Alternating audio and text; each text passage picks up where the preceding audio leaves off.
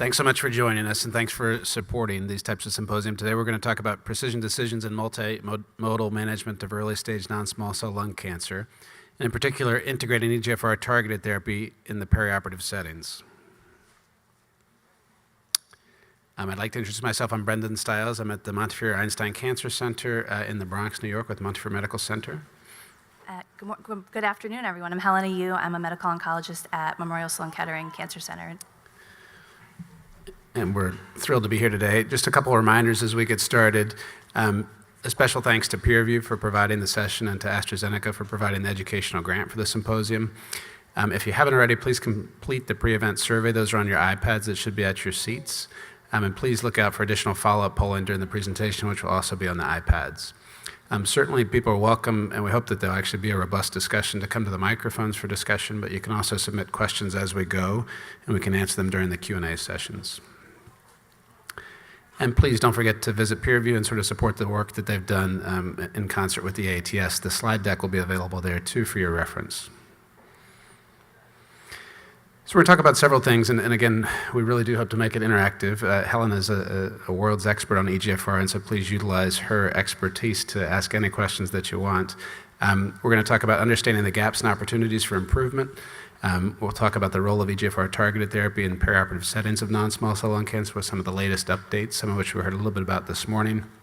And then we'll have a tumor board, and that's where we really hope to get some interactive discussion, because often, as you all know, there's not clear-cut answers to some of these questions that we'll pose, and particularly integrating EGFR-targeted therapy into the multimodal treatment of patients in the neoadjuvant space, the adjuvant space. Who do we select for adjuvant? I think that they're all relevant topics, as you probably got a sense this morning.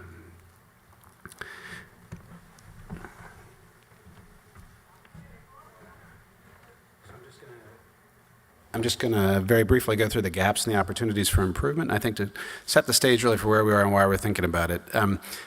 I was laughing, saying I'm going to have to try to pronounce all the names there on the right, but I certainly can't. But I think all of you know that it's a crowded space, that now we're not just talking about lung cancer, adenocarcinoma, we're talking about all these subtypes of cancer. And I think really, as Jamie Chaff, also from Sloan Kettering, laid out quite well this morning, we have to think about these earlier and earlier in the treatment pathway for patients with early stage disease.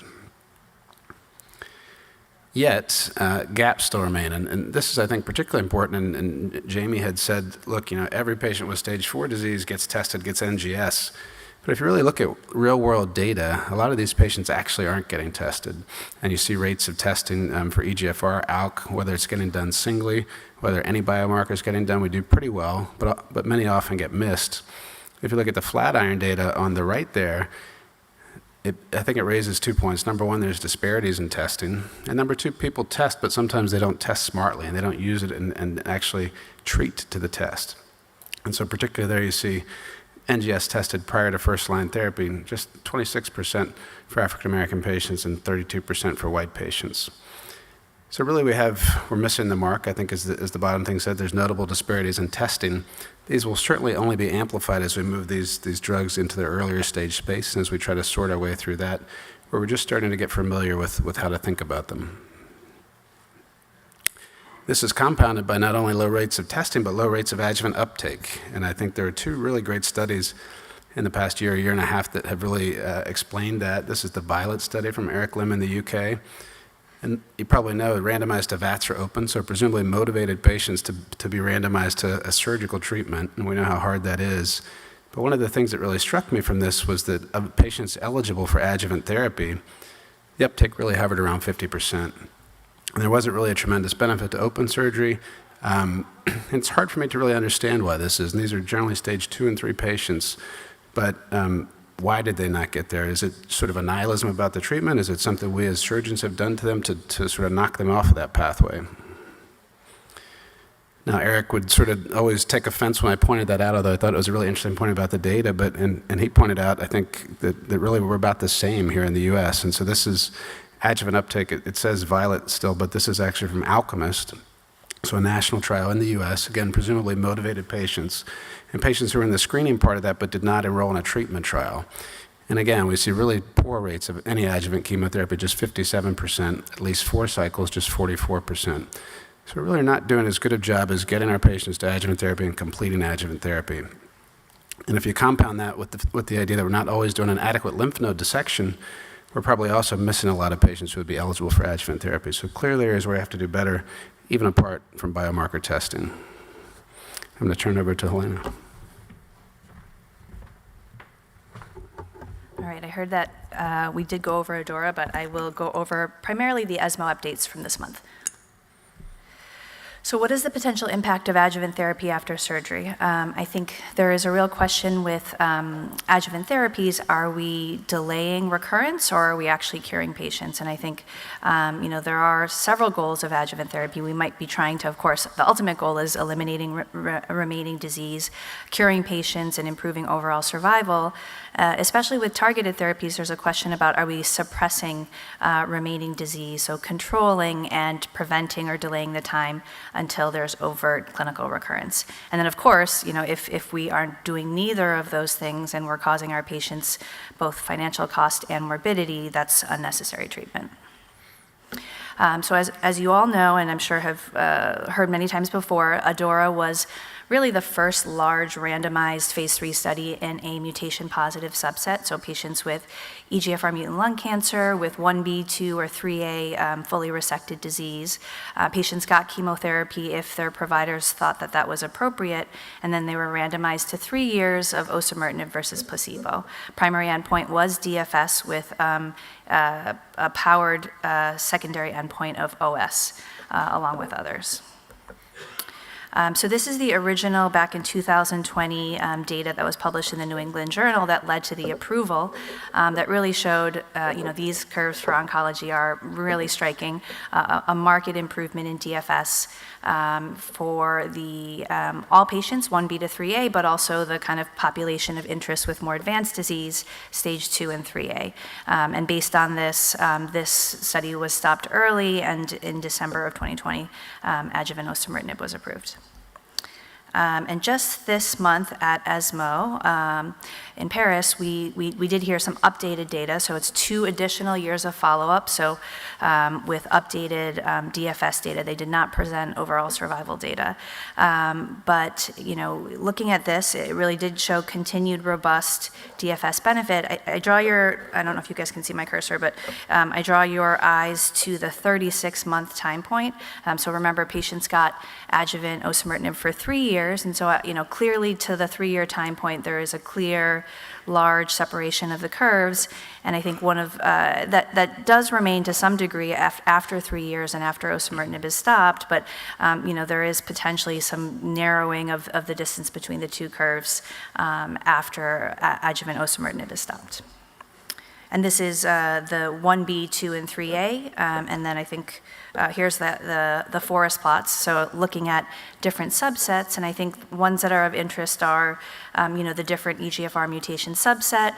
One question was adjuvant chemotherapy. In patients that got adjuvant chemotherapy and those that did not, there was a clear, consistent, maintained benefit of osimertinib in both populations. And then looking at sort of changes in the TNM staging, but even when updating to the 8th edition, again, continued DFS benefit in these different stages.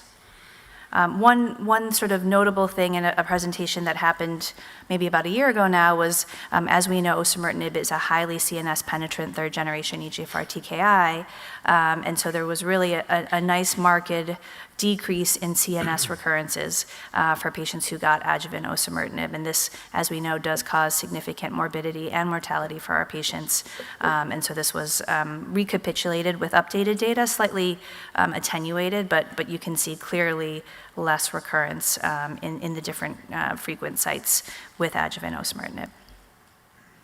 And then this is the updated CNS DFS. So for patients on study did not routinely get CNS imaging, but in terms of clinical symptoms that led to CNS imaging, there was a clear improvement in, or lengthening of CNS DFS with osimertinib.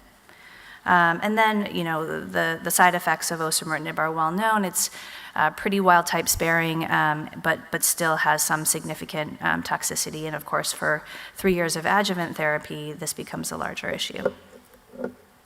So the conclusions from that recent update really were that the median sort of improvement in DFS was maintained with another 2 years of follow-up, a clear risk reduction of disease recurrence or death, 73%. And this was consistent across updated stages with the new 8th edition, and then of course maintaining clinical improvement in the CNS DFS. So just reinforcing this osimertinib as standard of care for patients after resected EGFR mutant stage 1B, 2, and 3A. And I think this really set the stage for a lot of other studies, which I think Brendan will talk about next. Thanks a bunch. That may not seem relevant, but I will highlight a study. I don't know if Oliver Chow's in there, but when we were at Cornell, we looked at the rates of EGFR, and it kind of gets back to the first question of testing and do you know? And we don't really know what the rates are in early stage patients, I think. But we were shocked when we looked at over 1,000 patients from 2015 when we started testing to 2019. The rate of EGFR mutation positivity was 37% in our cohort, and it was really shocking. And we did operate on a lot of Asians and never smokers. And never smokers, it was almost 50%. But even in previous smokers, it was 18%. And so this question about what to do for these patients was really popping up all the time. And I think that as we start to test more routinely, it'll be relevant for everybody.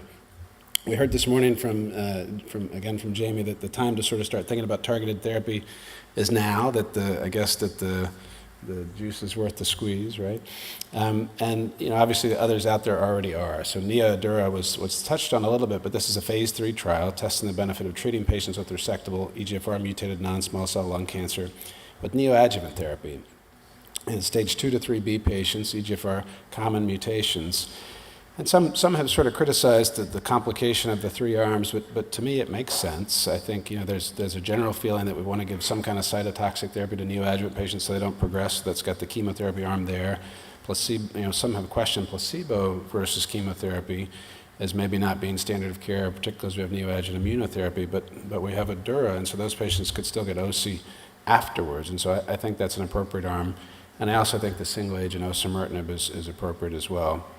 The endpoints here will be MPR, PCR, and you see adjuvant is left to sort of real-world decisions, investigator choice, just like Adura, looking at EFS and OS. Patients will be stratified, as we've seen with other trials, by stage 1 and 2, non-Asian, and by their EGFR mutations.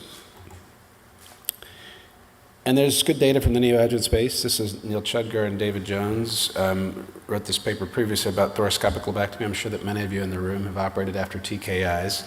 I think, like many things, they get a bad name, and the same was true with immunotherapy because at the beginning of the experience, we were operating on patients who had treated for a while rather than with short-term neoadjuvant regimens. But the point here is that it's safe to do, and I think variable responses to neoadjuvant therapy depending on the duration and the type of treatment and whether there's high or nodal disease.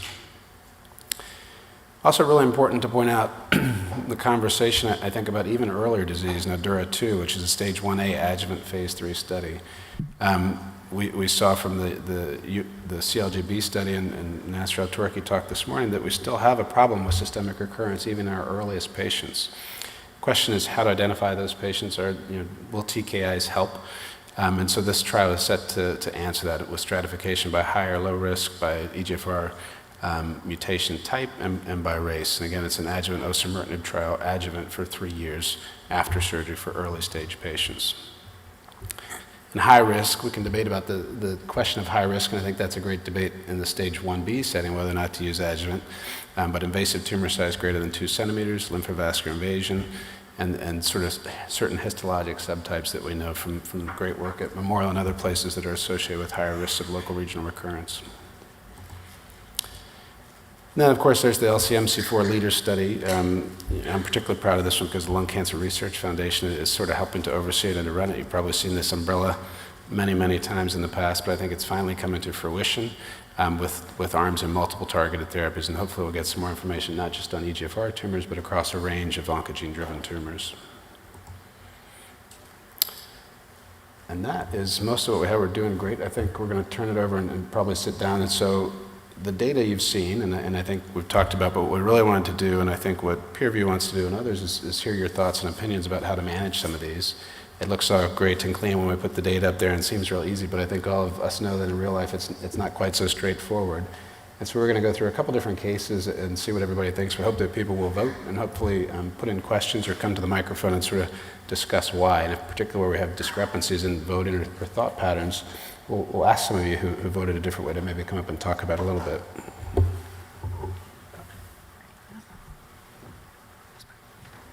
Okay, I think we have 3 cases, and so actually let me go back. So again, these are all sort of perioperative cases that have an EGFR kind of related question. So case number 1 is a 47-year-old former smoker, 15 pack years, presents with cough. Workup revealed a 4.5 centimeter right upper lobe mass, enlarged clinical hilar lymph node, full staging, does not show metastatic disease, but did get a bronch biopsy EBUS demonstrating or confirming adenocarcinoma in the right upper lobe mass, as well as an level 11 lymph node. So definitely want everyone's opinion. How would we manage this patient? Would we take them directly to the OR for resection? Would this be a candidate for checkmate, neoadjuvant chemotherapy plus nivolumab, then resection, chemo, then resection, molecular testing for EGFR mutations, referral for concurrent chemotherapy and radiation? I'm not sure. Please vote.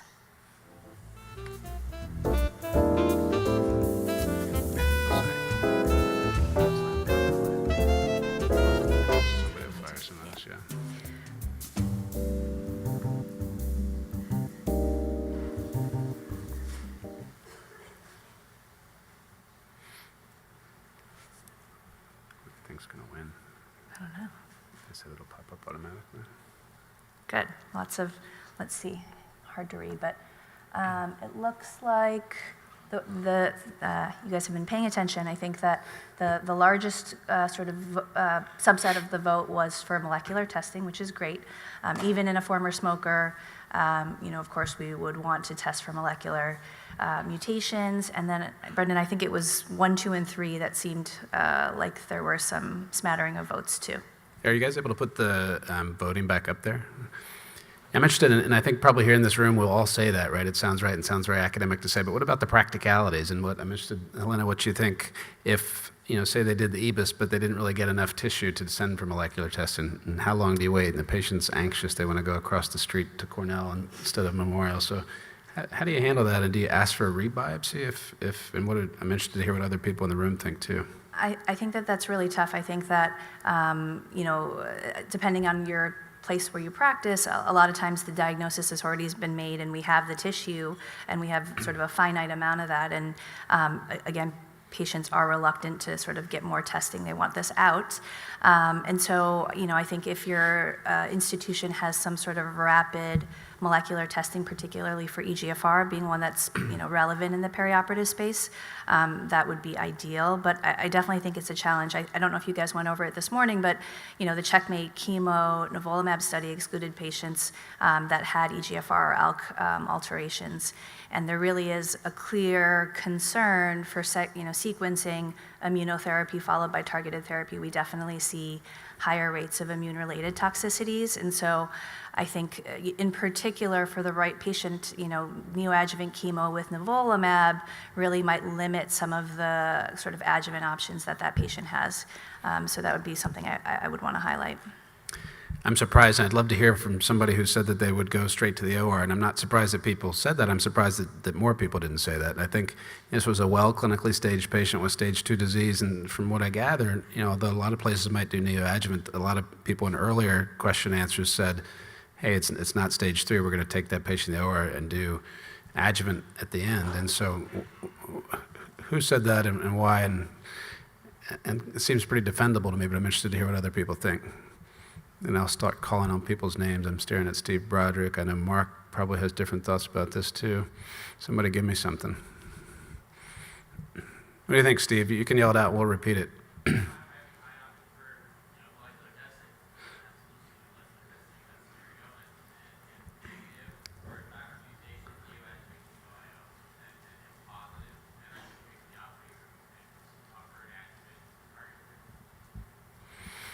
But so are you getting the EGFR just because to want to know if they're eligible for neoadjuvant immunotherapy? Is that the rationale there? Correct.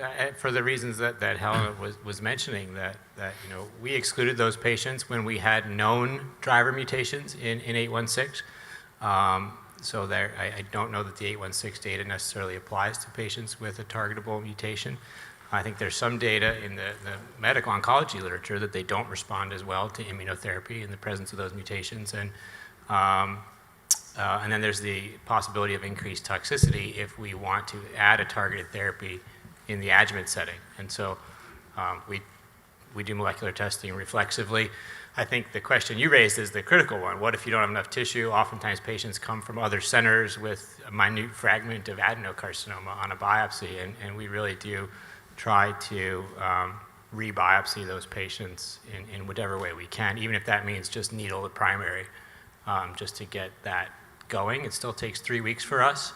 We can do sometimes an expedited IHC just for ALK and EGFR in order to plan for neoadjuvant therapy.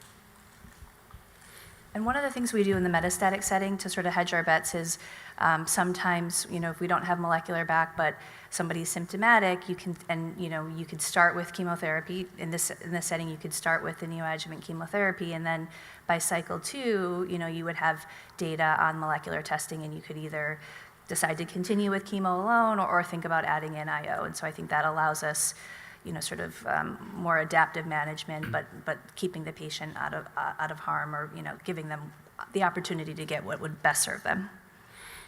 Mark, what do you think? Would you have just taken this thing out, right? You can give a little Atezo, yes sir, or give OSI afterwards? No, I voted for testing for EGFR.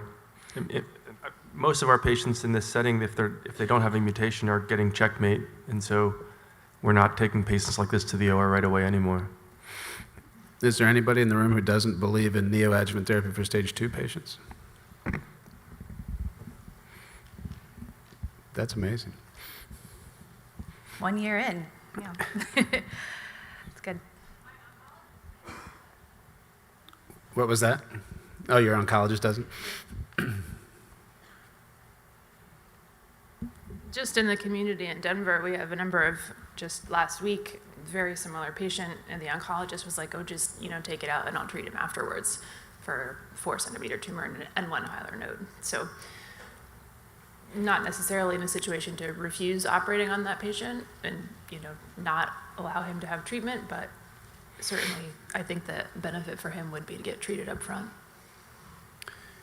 Helena, there was a question about liquid biopsies, and you sort of mentioned rapid IHC, but what do you think about, makes sense? Is the limit of detection enough in this? Yeah, I think it's coming, but I think that the current liquid biopsy ctDNA assays really are not sensitive enough to really detect disease in this early stage setting. But I do definitely foresee that to be, potentially diagnostic upfront, but certainly, I think there are a lot of kind of ongoing studies or soon to start studies that are going to use ctDNA positivity post definitive therapy to really help hone in on who would best benefit from adjuvant therapy. So that's definitely the future. I see Dr. Spicer with the microphone. Is this thing on? Oh, yeah. So I often hear concerns about how long it takes to get biomarker testing, and people are talking about 3 weeks or 4 weeks or 5 weeks or 6 weeks.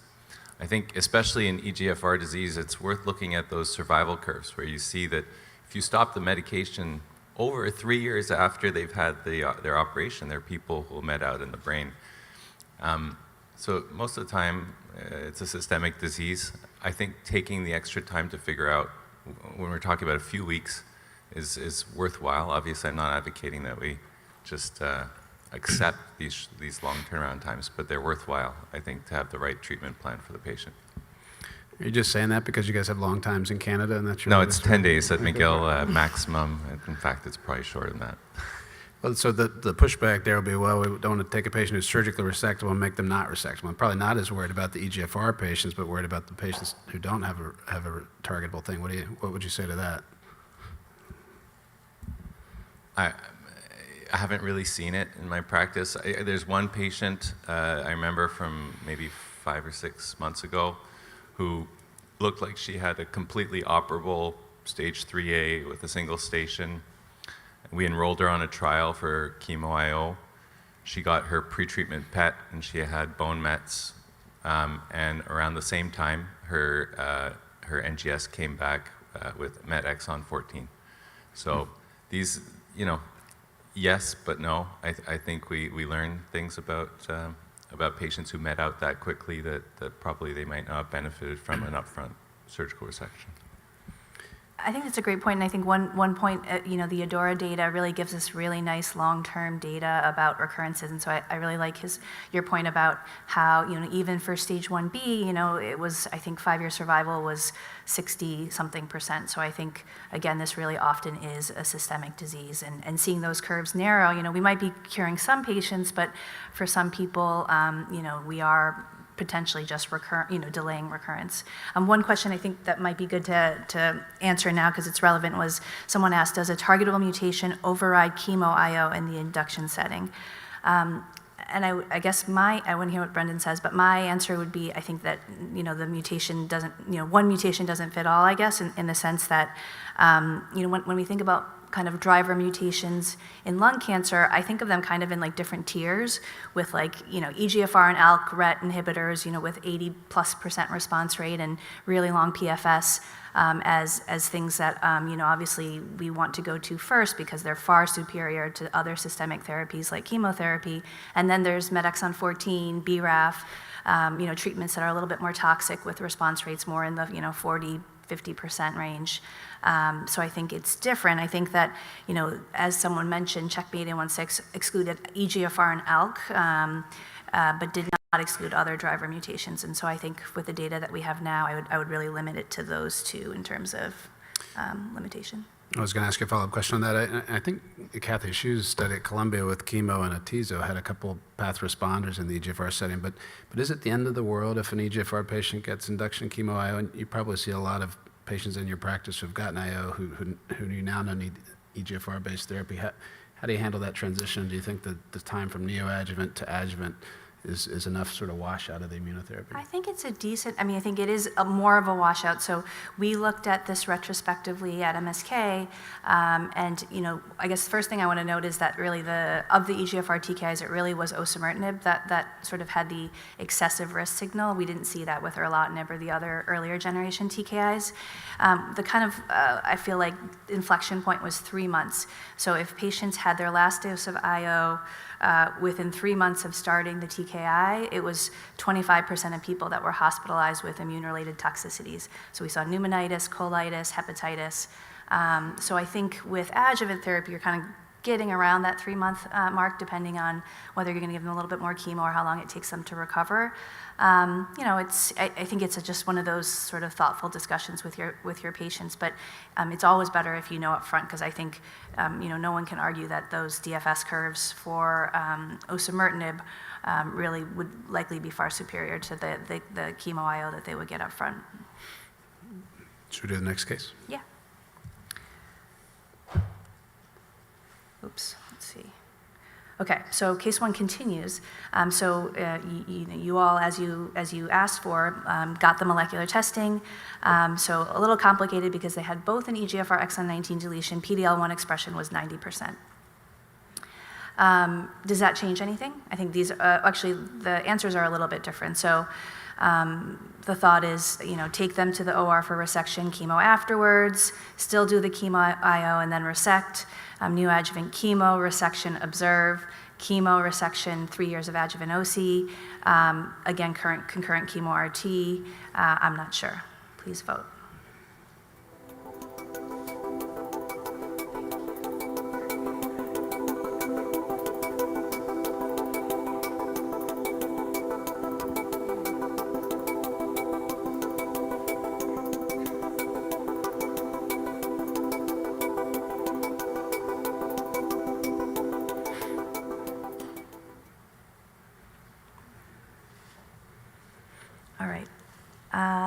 Looks like the majority of patients with that information would do the neoadjuvant chemo, followed by resection, followed by osimertinib. So not much changing with that PD-L1 expression known. I think I'm just looking at the other. Any comments, Brendan, on any of the, let's see, it looks like. No, I think so. I mean, it's an interesting question. I believe, given the chemotherapy up front gets it in a little bit better, but I think you could arguably take them to the OR if it's clinical stage 2 and give the chemotherapy afterward in a good performance status patient if they really wanted to get to the OR. And so I think that strategy would be very reasonable here as well if you were confident you could get them to adjuvant therapy. I think the only other thing let's see, neoadjuvant. Again, I think that one thing that maybe this audience isn't quite so aware of, PD-L1 expression as a biomarker for response to IO, I think doesn't always hold as strongly for some of these mutation-positive subsets. So there was a study out of UCLA that took patients with EGFR mutant lung cancer, high PD-L1 expression greater than 50%, and gave them first-line pembrolizumab as monotherapy, and 0% responded. So I think it's a challenge to be a little bit swayed by the high PD-L1 expression in these driver mutation subsets. I thought there was one responder that turned out to be Yes. not a mutation or something. Right? Yeah, It's a great the story. one responder ended up not having an EGFR mutation. I omitted it for succinctness, but Should we go to the next? yeah. Keep going back. Okay, so as a lot of you recommended, patient got neoadjuvant chemo, went for resection. Path from the resection showed a little bit of residual disease in the primary tumor, micrometastatic disease actually in a level 7, and persistent disease in level 11. Thoughts about what to do now? More chemo, post-op RT, osimertinib, atezolizumab, observe, I'm not sure. Please vote.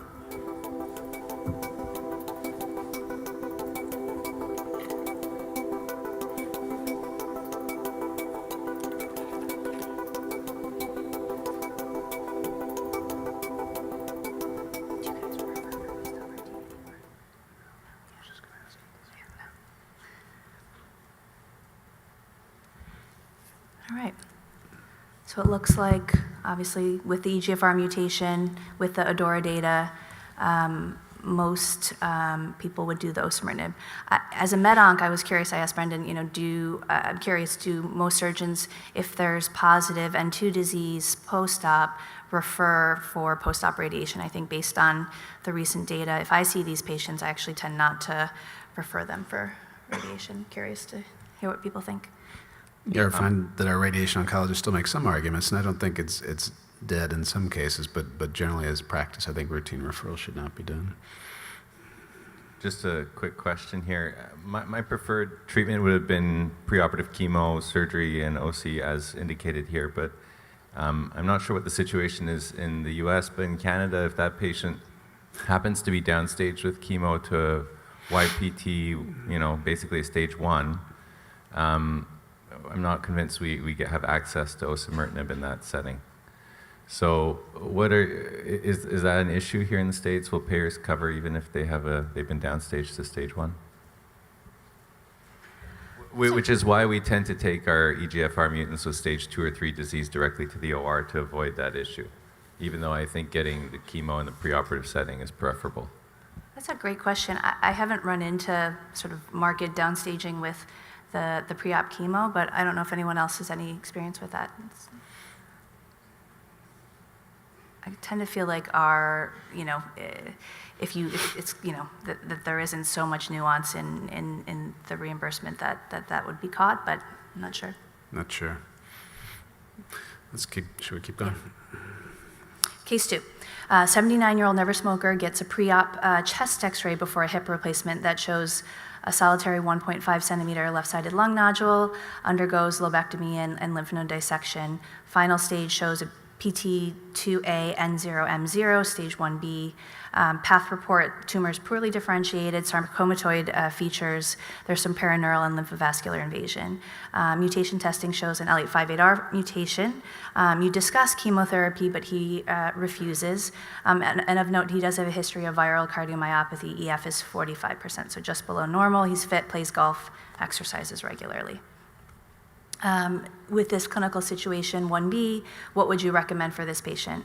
Osimertinib times 3 years, observe, I'm not sure.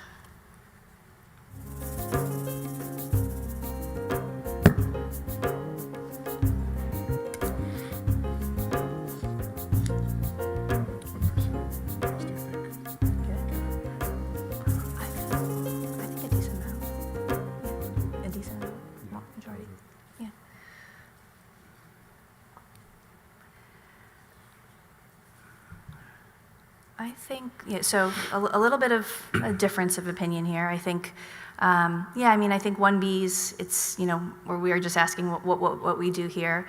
I think that, I would say, even with 1Bs, there's a clear risk of, sort of recurrence over time.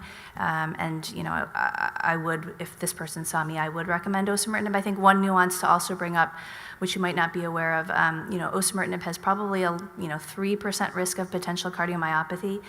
So I do get baseline echoes in my patients, and he was sort of EF right below normal or slightly below normal. So I probably would proceed and with discussion, but that's something to bring up. If the EF was lower, and since he's a 1B, it would really be sort of up for discussion.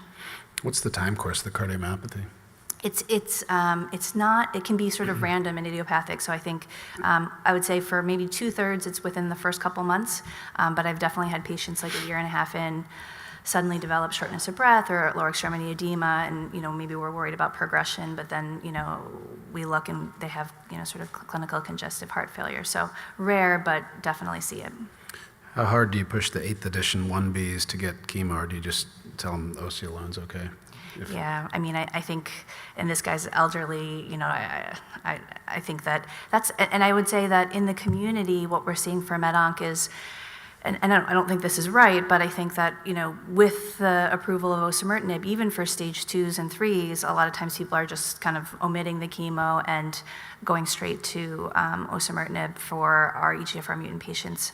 And I would just caution, I think that, we have not yet seen survival data, and not to say that, preventing or delaying over clinical progression is not meaningful, but it's really up whether we're truly curing or what percentage of patients we might be curing. Great.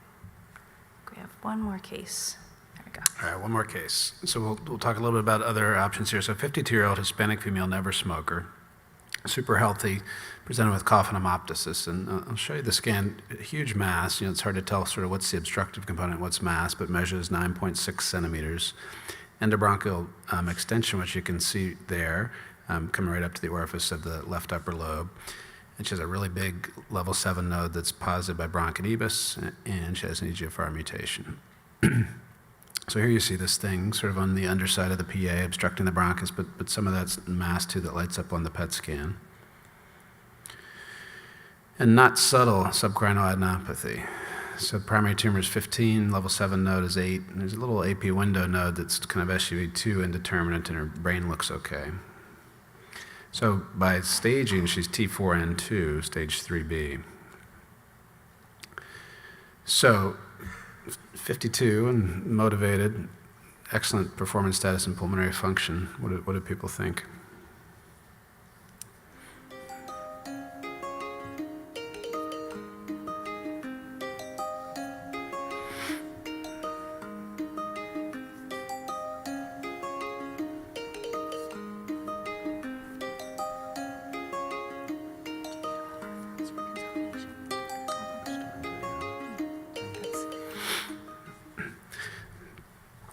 I'd put this poll together on social media. I thought it was clever because I gave 2 radiation options to look at, like radiation was less than surgery, but people had voted actually more for radiation when I put it out broadly. I'm interested to see, though, that the group here seems to favor 39% with neoadjuvant chemotherapy, surgery, and adjuvant OC. And so maybe who said that, and what the idea to shrink the tumor, or you think you have to do a pneumonectomy, or what? Maybe somebody want to compare and contrast that idea?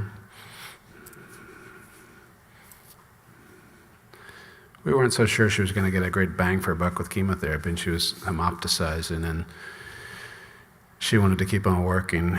So I'll show you what we decided to do. We talked about it a lot, and we sort of thought she's pretty marginal, 3B. She's almost the equivalent of systemic disease, and so we talked about it a lot with her and talked with the group and decided to just go with induction OC, almost give her sort of the equivalent of systemic treatment and see what happened. We didn't have neoadjuvant and didn't feel strongly about combining chemo with osimertinib, which she tolerated great. And you see, we talked yesterday, some people were talking about cytostatic versus cytotoxic, but she had a marked response, and you see that tumor really got smaller. You can see it coming out of the superior segment. of the lower lobe there, and the post-obstructive nature, as well as the tumor itself, shrunk significantly. So then what? Oh, I thought I had a question, sorry. So then actually, and this is one of those remarkable responders, and others have written about it and talked about it, we were able to do a pretty straightforward VATS lobectomy, and she did great from a pulmonary function point of view. She didn't miss it. It had been obstructed beforehand anyway. And she had a little bit of viable tumor, major path response. By definition, she was right at 10% viable tumor, and interestingly, she had a significant response in the subcarinal node as well. But final stage now, though, because she had persistent disease, is T2A, N2. So what do you think now? Lady with heavy disease burden, bulky N2 disease, so heavy disease burden, we've got systemic therapy, bulky N2, maybe port. I can't remember if I said PDL, but she was strongly PDL1 positive as well.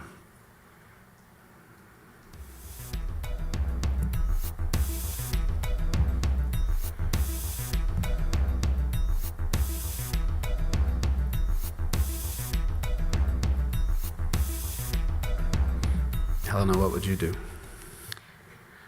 3 or 4, but probably I'd do the chemo, and it looks like that's what most people would do. Yeah, I mean, I think, you downstaged her, you're treating her like she's locally advanced, she's fit, so I'd want to give her the chemo, and then I'd follow that with 3 years of osimertinib. And what do you think about, I'm interested if any surgeons in the room want to weigh in on this, surgery, knowing sort of your margins after neoadjuvant TKI, after neoadjuvant IO, and you see a tumor shrink, but particularly maybe with the TKI where you're not sure that cytotoxic things have gone away. How do you think about margins? Should we have just done a pneumonectomy there?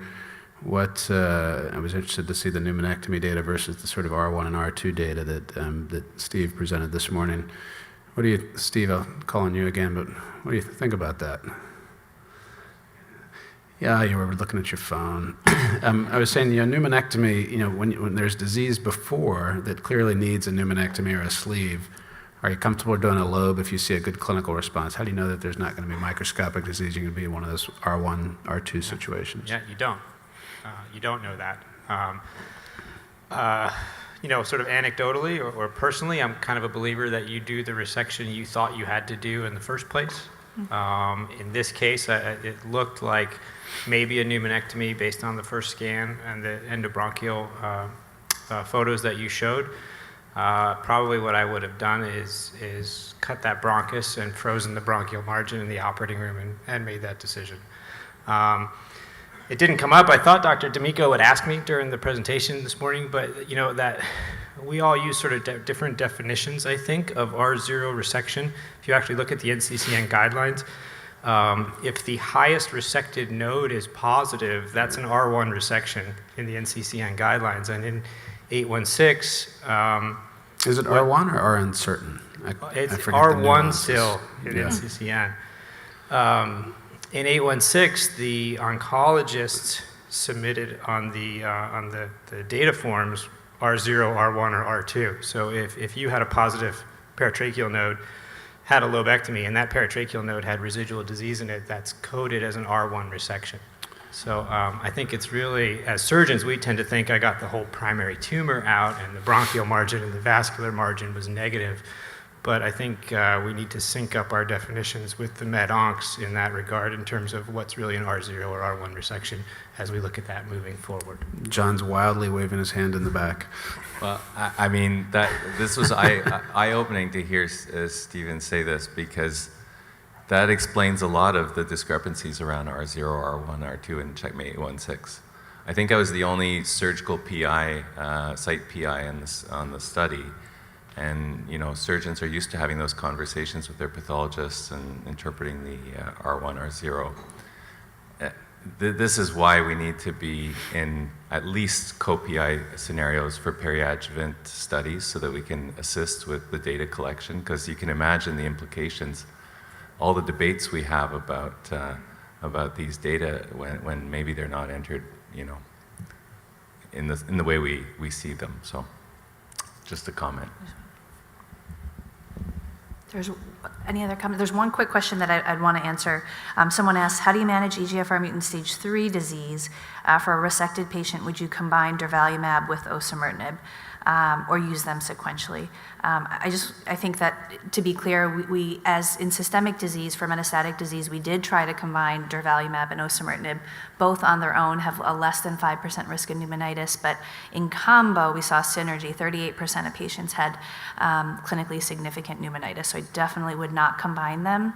And then with that concern for sequential use, I think you have to pick which one you're going to do. And so I think a good question is, in the stage 3 concurrent chemo-RT, scenario, that becomes more of an issue, but don't combine.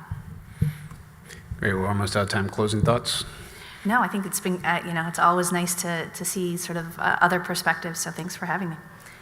Yeah, thanks for everybody for participating, and thanks to Peerview for putting it on and to AZ for sponsoring, but thanks everybody.